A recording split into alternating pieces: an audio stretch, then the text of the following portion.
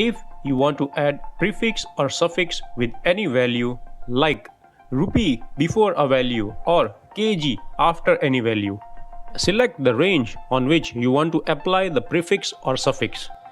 Then click on number. Then click on custom number format. Select the number format of your choice. Enter your desired prefix at the starting in inverted comma. And then click on apply. That's done. And to apply suffix, enter the desired suffix at the end in inverted comma.